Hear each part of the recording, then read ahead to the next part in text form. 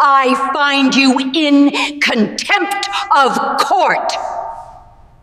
Judge Eleanor Vance's voice cracked like a whip in the frigid air of Courtroom 3B. She wasn't yelling. She didn't need to. Her cold, clipped disdain was more terrifying than any scream. Before her, the defendant, a tired-looking black woman in a rumpled pantsuit, had just tried to interrupt her for the third time. "Your Honor," the woman, Seraphina James, began, her voice steady but clearly exhausted. "You are making a serious mistake. I am trying to inform you. I am in this building for an official appointment with—" "Silence," Vance snapped. "An official appointment? How absurd! Who do you think you are to march into my kingdom and make demands? You are a defendant. You failed to appear for a summons.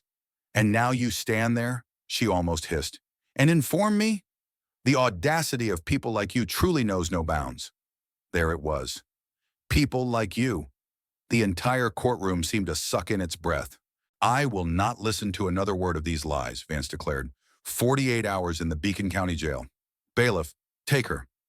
The gavel struck, but immediately the scene changes. 1 week later, the same Judge Vance, but the authority is gone. She is huddled in a chair, not on a bench, in a sterile modern conference room. Her silver bun is unraveling, her face pale. "It was a misunderstanding," she stammers to a panel of stern faces. She didn't identify herself. She was lying. She said she had an official appointment. How was I to know?" A calm voice from the head of the table replies, "Eleanor, the transcript shows she tried to identify herself 3 times, and you called her a liar, then sentenced her to 48 hours in jail for a parking ticket that was cleared 3 years ago." The familiar, warm voice of our narrator cuts in. Judge Vance, the iron gavel of Beacon County, had just made the final mistake of her career. She believed she was punishing a disrespectful subordinate. What she didn't know was that the woman she just tried to imprison was the county's new chief prosecutor and her new boss. The sound of a tape rewinding is heard, and the scene snaps back to Courtroom 3B, 15 minutes earlier. "It all began," the narrator continues, "on the Tuesday before Thanksgiving, in a courtroom that time had forgotten. Courtroom 3B was not just a room, it was a monument to Judge Eleanor Vance's ego. The narrator's voice guides us as we take in the dark, imposing oak walls, polished to a dull sheen. This bench was inherited from her grandfather, a man who, like Eleanor, believed in the purity of the city's heritage. Judge Vance was the current president of the Bridgewater Heritage Society, a powerful group of old-money conservatives who saw the changing world as a threat. In the courthouse hallways, she was known only in whispers as Vance the Hammer. Her authority was absolute. Her morning docket was, in her eyes, a parade of human failings, an endless line of society's rot that she was tasked with cleansing. Today was no different. It was the Tuesday before Thanksgiving, and the air in the room was stale with the smell of old paper and floor wax. Judge Vance was particularly irritable. The new reform-minded Chief Justice, Arthur Pierce, a man she despised, had scheduled another useless modernization meeting for 11 a.m. This cut directly into her plans to attend a luncheon at the Heritage Society. She intended to clear her docket with merciless efficiency. She glanced at the clock, her expression souring. "Next case," she droned, her voice flat, not bothering to look up from her papers. Bailiff Frank, a weary man in his 50s, who had seen far too much in this room, stood and announced, "Docket 44B, the People versus James." From the back row, a young man scrambled to his feet. This was Elias Thorne, a public defender. His suit was cheap, his hair was messy, and he radiated an aura of nervous energy. "Your Honor," he began, his voice cracking slightly, "Elias Thorne for the defendant. This is a simple bench warrant for a failure to appear." Vance cut him off, her pen still moving across a document. A failure to appear. How wonderful. The bedrock of our society's decay. She finally looked up, her gaze icy. "Well, Mr. Thorne, is your client gracing us with their presence, or have they failed to appear for their failure to appear?" Elias swallowed, his face paling under the judge's stare. "She is here, Your Honor. She was detained at security this morning." This got Vance's attention. A tiny, cruel smile played on her lips. Detained? Oh, this gets better. Creating a disturbance, were we? Her gaze scanned the gallery, hungry for a target. No, Your Honor, Elias said quickly. It was the warrant. It was flagged at the new security checkpoint. She was coming here of her own free will to clear up the error. An error, of course, Vance scoffed, already convinced of the narrative in her head. She leaned back, the very picture of judicial power. Bring in the defendant. The side door of the courtroom opened with a soft squeak. Bailiff Frank gestured, and Seraphina James walked in. The courtroom observed her. She was a black woman in her early 40s, and she walked with a straight-back dignity that seemed to annoy Judge Vance instantly. She was wearing a dark navy pantsuit that was clearly expensive, but it was deeply wrinkled, the creases telling a story of a long journey, perhaps a red-eye flight. Her hair was pulled back into a tight professional bun, but flyaways from the damp November air betrayed her exhaustion. She looked less like a criminal and more like a high-powered CEO who had just survived a 20-hour flight. She gave a brief, reassuring nod to Elias Thorne and stood calmly at the defendant's table. Judge Vance stared. She didn't just look, she inspected. Her eyes, cold and analytical, raked over Seraphina. She took in the dark skin, the rumpled suit, the look of focused intelligence that she mistook for arrogance. Vance's internal monologue began, a venomous whisper in her own mind. Look at this, the sheer audacity, strutting in here like she owns the place. Probably bought that suit with stolen money, or worse, government handouts. And now she's causing a scene at security. This is the rot. This is the disrespect I fight every single day. This is what Pierce's modernization is bringing into my city. A microscopic, bitter curl appeared on Vance's lip. Elias Thorne saw it, and his heart sank. He recognized that look. It was the look that came just before the hammer fell. So, Judge Vance said, her voice dripping with a condescending sweetness that was worse than any shout. She leaned into the microphone, amplifying her disdain. You are Ms. James? Seraphina straightened, her voice low and professional, though edged with fatigue. Yes, Your Honor. There seems to be a significant misunderstanding regarding silence. Vance's voice cracked like a whip. The word echoed off the high ceilings, stunning the room. You do not speak in my courtroom unless I give you permission to speak. Vance pointed her pen at Seraphina. You are a defendant. You have a lawyer. He will speak for you. And frankly, given your failure to appear and your disturbance at security, your credibility is already zero. Mr. Thorne, she snapped, turning her gaze to the terrified public defender, what possible excuse does your client have for wasting this court's time?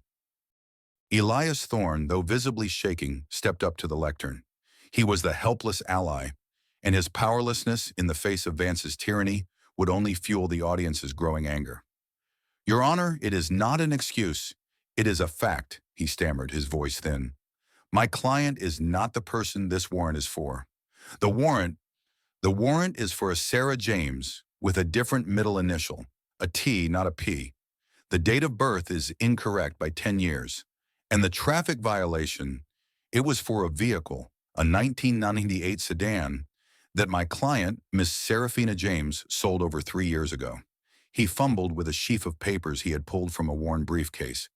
I have the bill of sale right here, Your Honor, and a copy of her driver's license.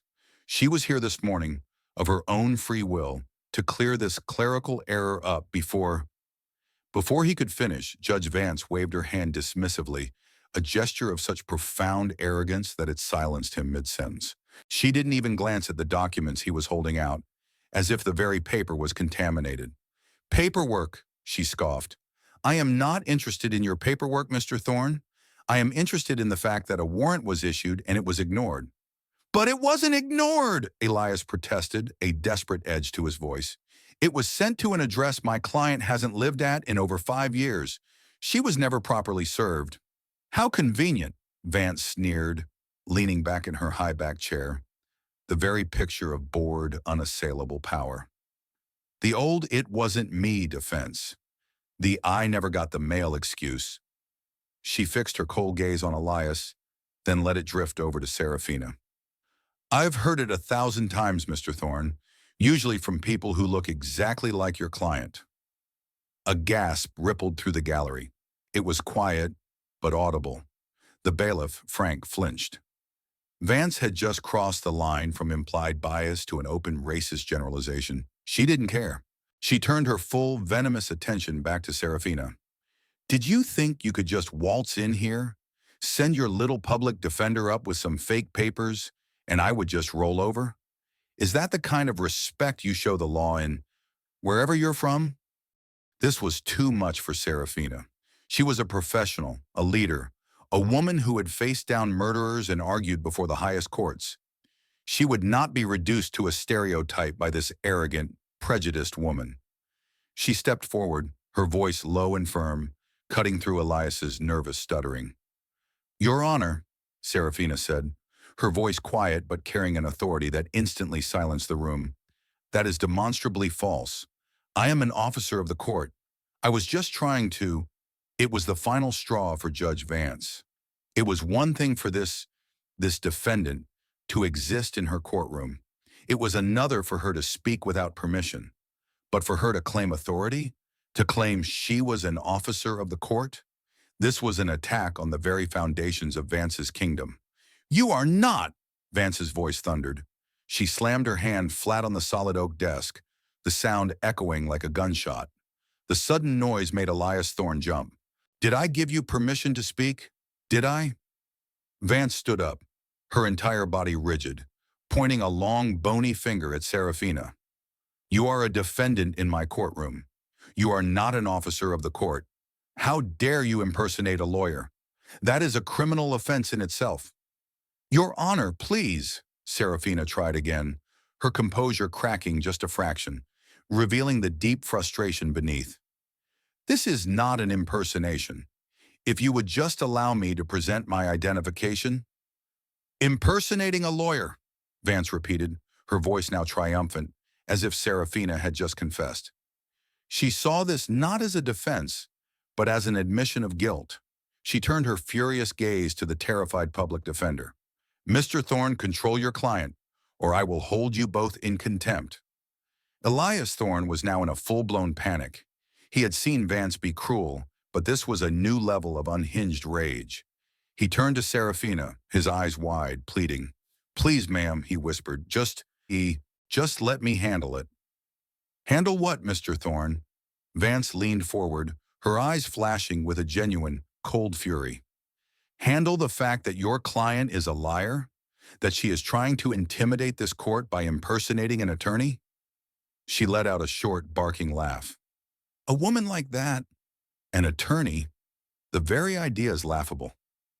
She let the sexist remark hang in the air, a poison cloud mixing with the racism she had already deployed.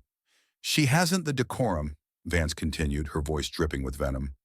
"She hasn't the respect, and she certainly," she looked Seraphina up and down, "hasn't the breeding."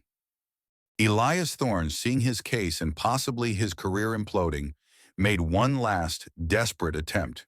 He was completely outmatched, but he had to try. "Judge, she didn't mean... She simply meant she understands the law. She's an educated woman." The word educated seemed to trigger an even deeper vein of contempt in Judge Vance. She let out a short, barking laugh that was devoid of all humor. "An educated woman?" she mocked, as if the concept was absurd. "Mr. Thorne, an educated woman would know her place. An educated woman would know to be silent in the presence of a sitting judge. An educated woman," she added, her eyes raking over Seraphina's rumpled suit again, "would know not to show up in a court of law looking like she slept in her car. She would show respect." She then turned her full, unadulterated fury onto the young public defender. The audience was no longer just watching an attack on a defendant. They were watching a predator single out the weakest member of the herd. "You, Mr. Thorne, are a disgrace for defending this behavior. You stand there, enabling her lies. You bring this paperwork into my courtroom to try and trick me." Her voice dropped to a low, menacing growl. "Do you think I am a fool, Mr. Thorne? Do you think I am so senile that I will fall for these cheap theatrics? No, Your Honor. I just..." Then stop acting like one, Vance commanded. Your job is not to assist this woman in her performance. Your job is to plead your client guilty and beg for my mercy. That is all. She looked back at Seraphina, who was standing perfectly still, her face a mask of controlled, icy rage. Seraphina was no longer trying to speak. She was simply watching, observing. I see you, Vance whispered into the microphone, her voice full of a sick, triumphant venom meant for Seraphina. I see you clearer than you think. You believe you can swagger in here, disrespect my authority, and walk out. You are mistaken. Vance snapped the case file shut with a crack that made Elias flinch. I am not interested in your games. This isn't a game, Mr. Thorne. This is my courtroom, and I am finding this entire display insulting. She pointed a long, bony finger at the public defender. One more word, Mr. Thorne, Vance warned, her voice dangerously low. One more word on her behalf, and I'll have you sanctioned for incompetence. This woman is a liar, and you are enabling her. Judge Eleanor Vance leaned back, her face a mask of cold triumph. She had silenced the inept public defender, Mr. Thorne, with a single threat. Now she turned her full, undivided attention to the source of her irritation, to the defendant. The courtroom held its breath, but the defendant, Seraphina James, was not crying. She was not cowering. She was not begging for mercy. She was simply watching. Her gaze was level, analytical, and devoid of the fear that Judge Vance demanded. This composure, this absolute lack of supplication, was the greatest insult of all. It was defiance. Vance interpreted this stillness as pure, unadulterated arrogance. This woman, this defendant, still thought she was in control.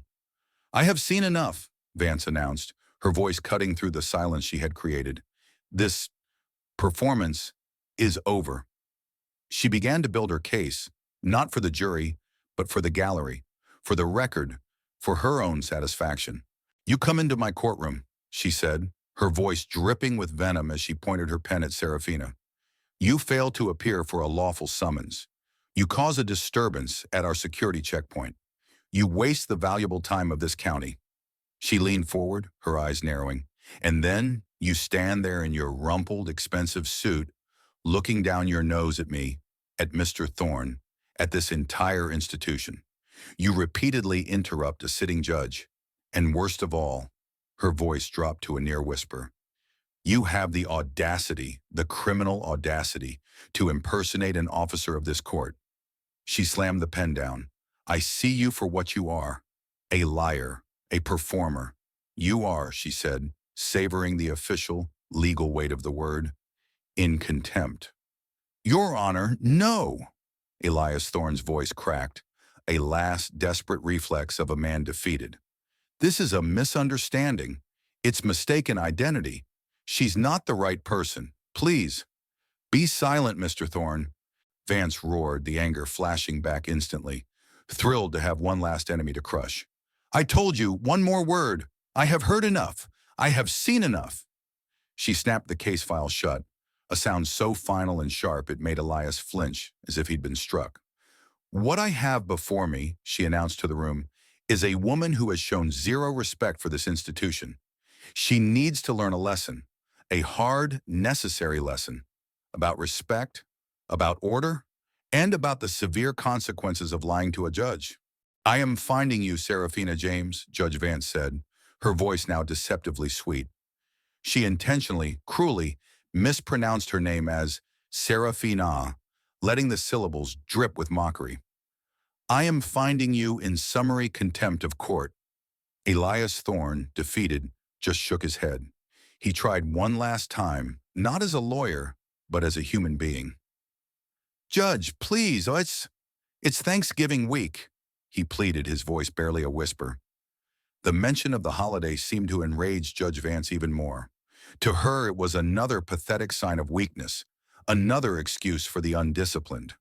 And what? She snapped, her eyes flashing with genuine, cold fury. Does the law take a holiday, Mr. Thorne?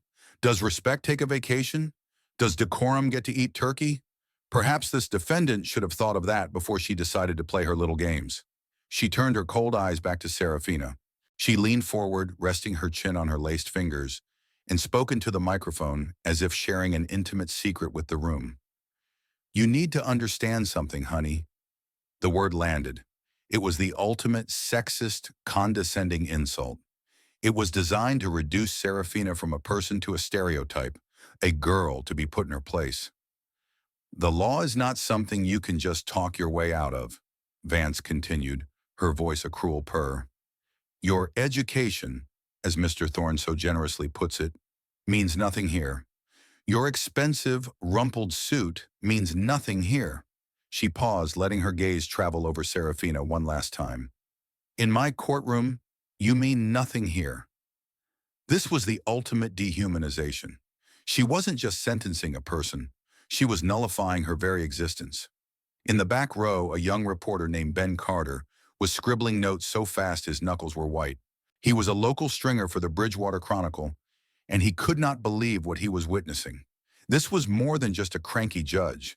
This was a level of bias he had only read about. Beside the bench, Bailiff Frank felt a cold knot tighten in his stomach. He was staring at the defendant. He had been on duty at 7:30 a.m. when the internal memo had been distributed. Please welcome new Chief Prosecutor, Seraphina James. He hadn't read it closely, but the name, it was a unique name. His brain was trying to make the connection, to scream at him that the powerful Yale-educated lawyer in the memo couldn't be this defendant.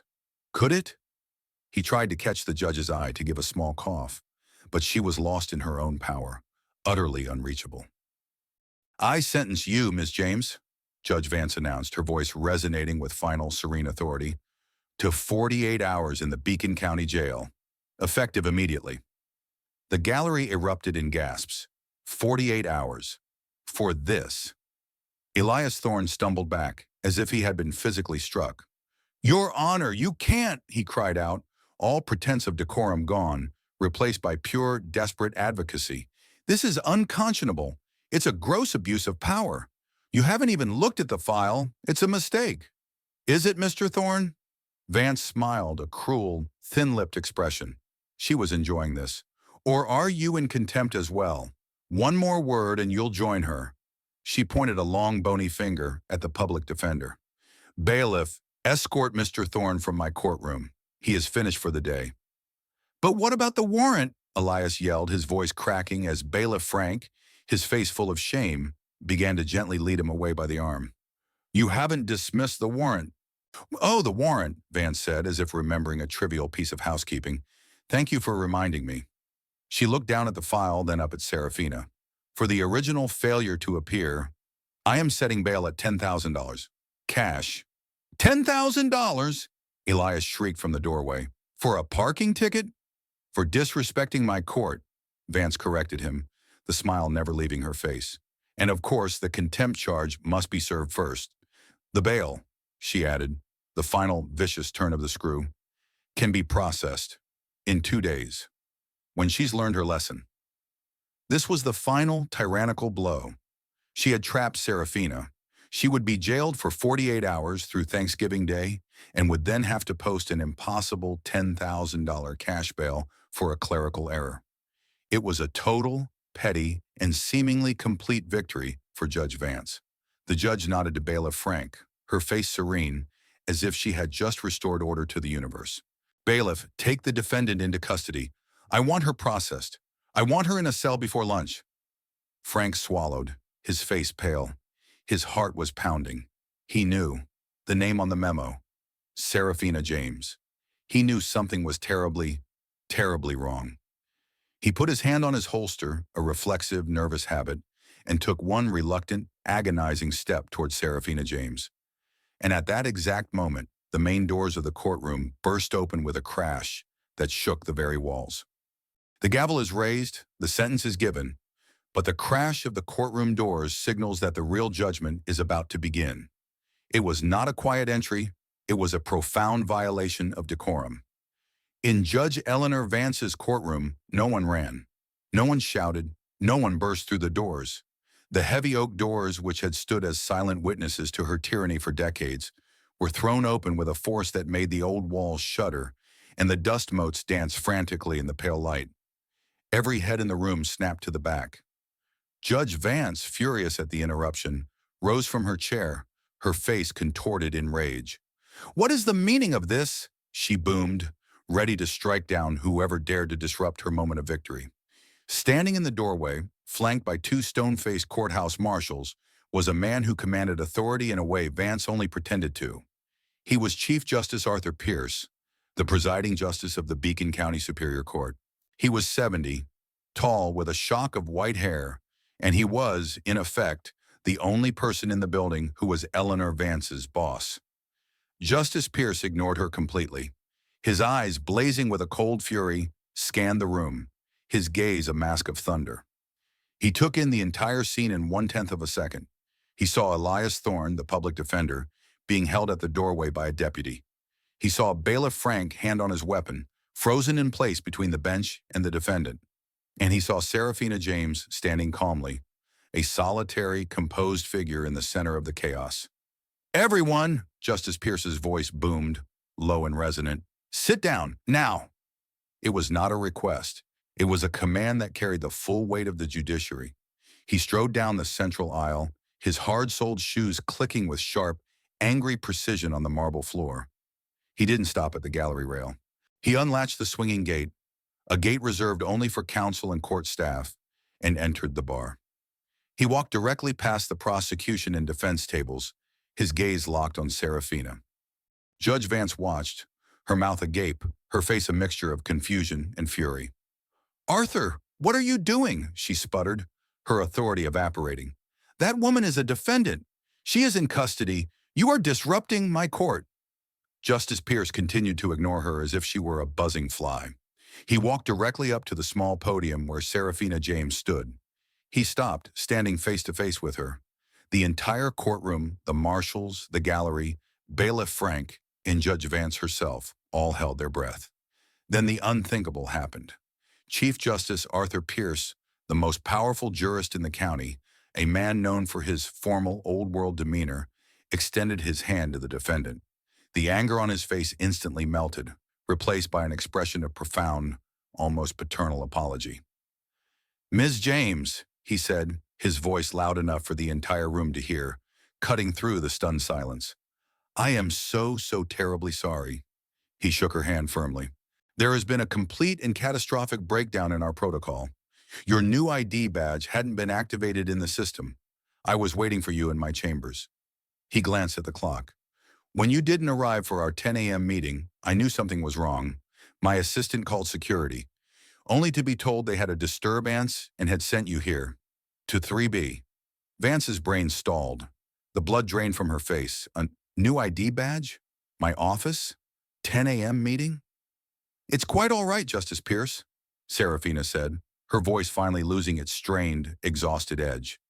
It was now smooth, controlled, and deeply resonant. "It's been illuminating." "I'll just bet it has," Pierce said grimly. The anger returned to his eyes as he turned to the stunned bailiff. "Frank," he commanded, "for God's sake, man, take your hand off your weapon and let Mr. Thorne go." Bailiff Frank, blushing crimson, immediately unhooked his thumb and stepped back, his entire body trembling with a mixture of fear and profound relief. He had been right. Judge Vance, her voice now high and thin, took a stumbling step back. Her mind was racing, trying to find a foothold in a world that had just tilted off its axis. Arthur, I don't understand." She grasped for her lost authority, pointing a shaking finger at Seraphina. This woman has a warrant. She was disrespectful. She lied to me. She claimed to be an officer of the court." Justice Pierce turned his full body to face the bench. He looked up at Eleanor Vance, his face etched with a disappointment so deep it was terrifying. "She didn't lie, Eleanor." His voice filled the cavernous room, no longer booming with anger, but heavy with the weight of judgment. "This woman," he said, gesturing with respect to Seraphina, "is Seraphina James. She is a graduate of Yale Law School. She is the former United States Attorney for the Southern District of New York. She is the woman," he paused, letting the weight of his words land, "who successfully prosecuted the entire Petrova organized crime family. A case I believe you taught a seminar on last spring. A collective gasp sucked the air from the gallery. Elias Thorne's hand flew to his mouth. Bailiff Frank closed his eyes, his worst fear confirmed. Ben Carter, the reporter, was already texting his editor, his fingers flying. Holy hell. Vance jailed the wrong woman. Give me the front page. Vance's face went from pink to a chalky mottled white. Her eyes darted from Pierce to Seraphina, as if seeing her for the very first time. The rumpled suit, the exhaustion. She hadn't been sleeping in her suit because she was homeless. She'd been sleeping in it because she had just gotten off a red-eye flight from D.C. to start her new job. The warrant, Pierce continued, his voice like a hammer striking an anvil, was, as Mr. Thorne tried desperately to tell you, a clerical error for a woman named Sarah James, who looks nothing like her. A mistake. Ms. James was coming here, to this courthouse, as a courtesy to clear up before her 10 a.m. meeting. Vance was shaking her head, a jerky mechanical movement, her eyes wide with terror. A meeting? With who? With me, Eleanor, Pierce said, his voice dropping to a cold whisper, and the rest of the judiciary. He let the silence hang for 3 long, agonizing seconds. Allow me, Justice Pierce said, his voice ringing with a formal, terrible clarity, to properly introduce you to your new colleague. Judge Vance, meet Chief Prosecutor Seraphina James. As of 9 a.m. this morning, she is the head of the District Attorney's Office for this entire county. Vance sways, grabbing the bench for support. The thug, the liar, the defendant she had just sentenced to jail, was the new Chief Prosecutor, her boss. The gavel lies abandoned as Judge Vance flees her own courtroom, the sound of her career collapsing, echoing louder than any sentence she'd ever given. In a blind, suffocating panic, Judge Eleanor Vance had fumbled for her gavel, mumbled a single choked word, recessed, and fled. She hadn't walked. She had fled through her private side door, her black robes flapping behind her like the wings of a broken crow. The second that door slammed shut, Justice Pierce had barked at the bailiff to clear the courtroom. Now, 10 minutes later, Seraphina James was sitting in a deep leather armchair in Justice Pierce's palatial office, a room that smelled of old books, lemon oil, and true quiet authority. A clerk, her face still pale with secondhand shock, had just brought Seraphina a strong, hot cup of coffee. Justice Pierce was pacing in front of the grand mahogany desk, his face still red with a rage that had not cooled. A disaster, Seraphina, Pierce said, his voice tight. He had dropped all formalities and was using her first name. A complete, 5-alarm ethical and procedural catastrophe. I knew Eleanor was traditional. I knew she was a hardliner. God knows the Heritage Society runs half the city. He stopped pacing and looked at her. I had heard the whispers, the complaints, but this was Klan meeting-level racism and misogyny, in the open. He ran a hand through his white hair. I am so sorry. I am the one who recruited you. I begged you to leave D.C. and come back home to clean up this county. And on your very first day, the rot tries to eat you alive. Seraphina took a slow sip of the hot coffee. The caffeine cut through the exhaustion of the red-eye flight and the adrenaline of the confrontation. She finally felt awake. Justice Pierce. Arthur, she said, her voice quiet but firm. With all due respect, this isn't about me. I'm fine. I have a title. I have power. I have you. She leaned forward, her eyes blazing with the fire that Vance had tried and failed to extinguish.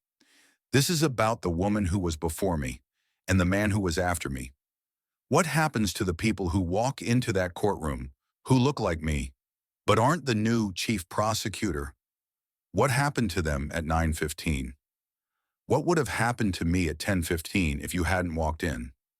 She looked him in the eye, her voice devoid of all personal complaint. She didn't just sentence me to 48 hours in jail, Judge.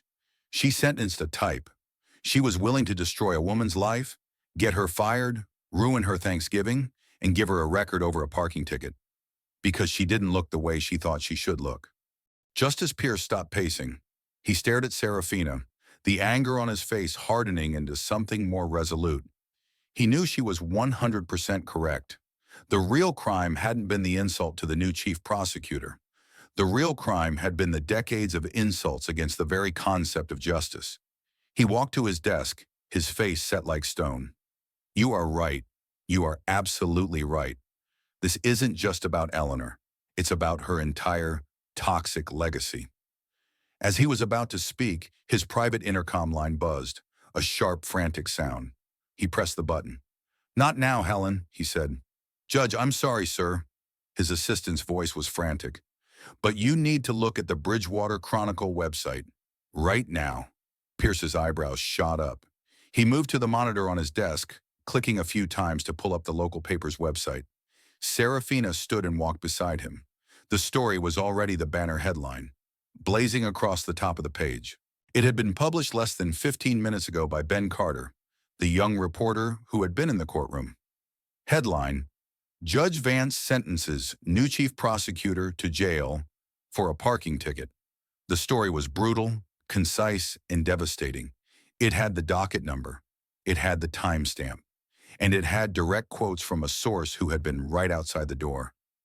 Elias Thorne, the public defender, who Carter had obviously interviewed in the hallway. Thorne's quote was explosive. "I tried to tell her. She wouldn't listen. She called my client a liar. She called me incompetent. This wasn't a mistake. It was a choice." The story was already spreading like wildfire. "This will go national by nightfall," Seraphina said quietly, her voice analytic, not emotional. And she was right. By 5 p.m., the cable news networks had picked it up. Photos of the stern-faced, silver-haired judge Eleanor Vance, a photo taken at a Heritage Society ball, were juxtaposed with the strong, professional, and serious photos of Chief Prosecutor Seraphina James. The narrative was inescapable: old, racist, sexist power versus new, progressive justice. Vance, humiliated and terrified, holed up in her ancestral home on the rich side of town. She did the only thing people like her knew how to do. She hired the most expensive, aggressive defense attorney in the state. By 8 p.m., that attorney had released a statement. It was a fatal mistake.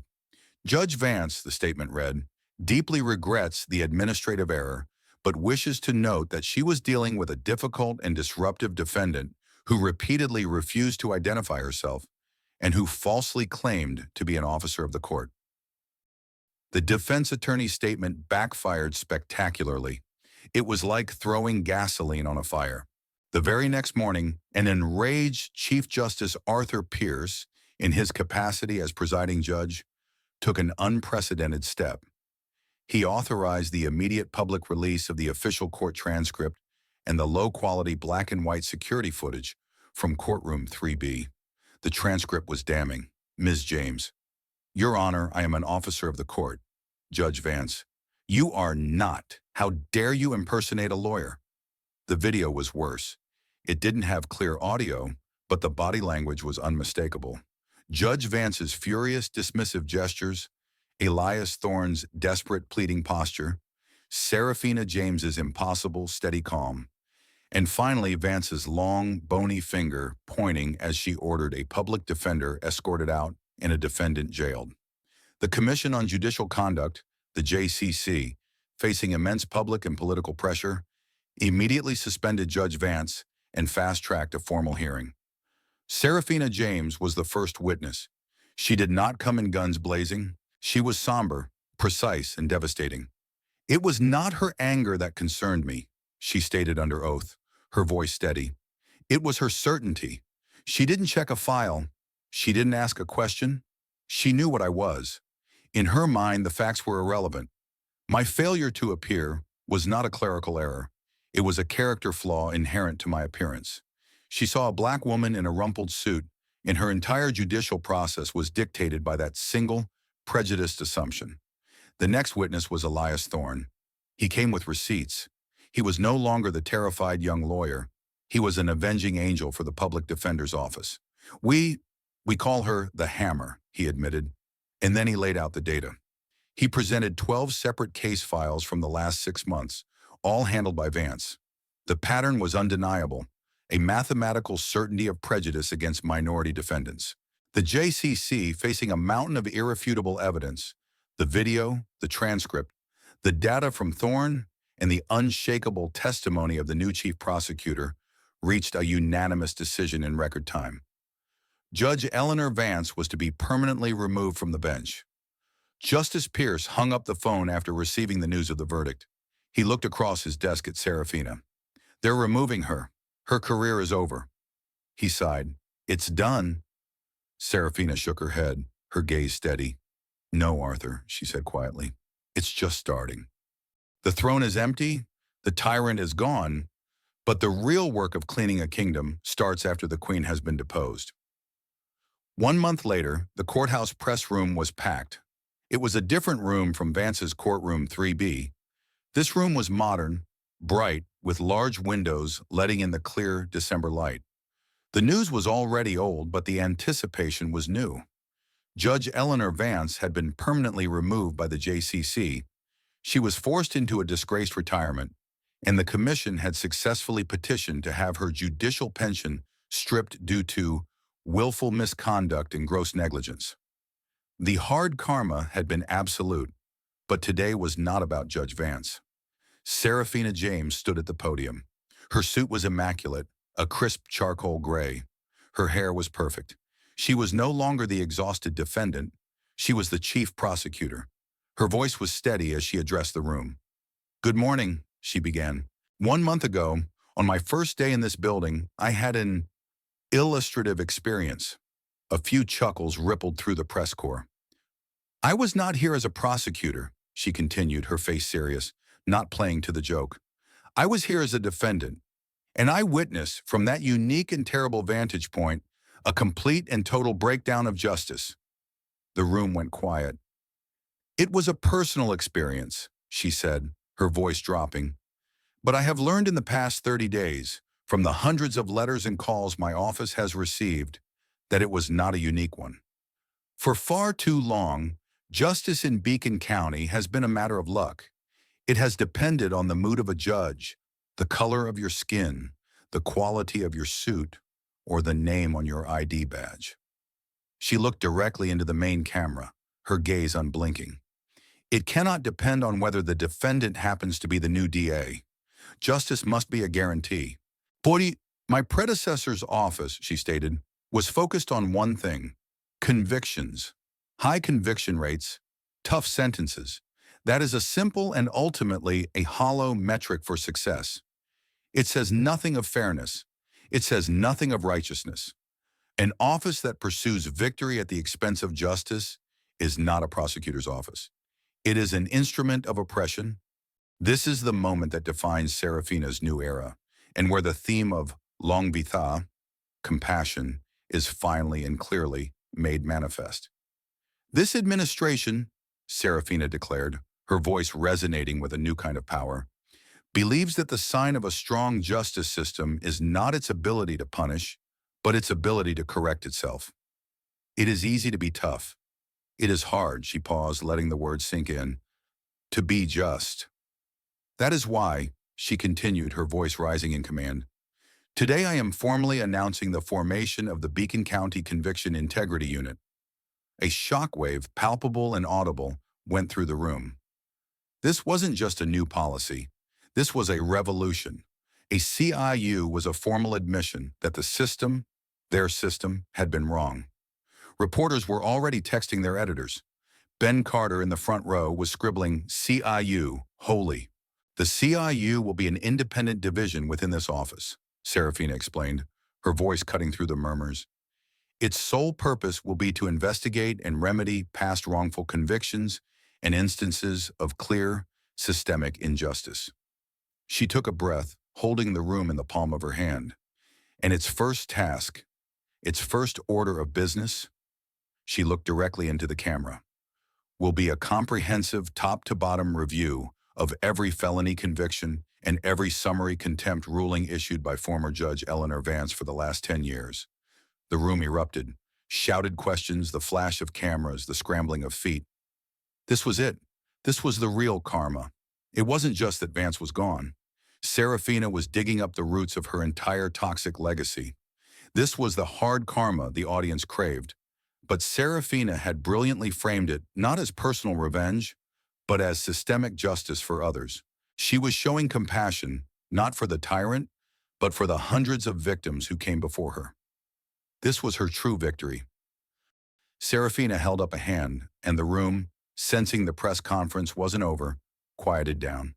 "But let me be clear," she said, her voice firm. "This is not a witch hunt. This is a search for facts. This is about finding every person who was sentenced not on evidence, but on bias. This is about finding every Sarah James who didn't have a Chief Justice to save them." She then looked to the side of the room, finding Elias Thorne in the crowd, who was watching her with an expression of profound, stunned respect. "And we will not be doing this alone. True compassion," she said, "means restoring those we have failed.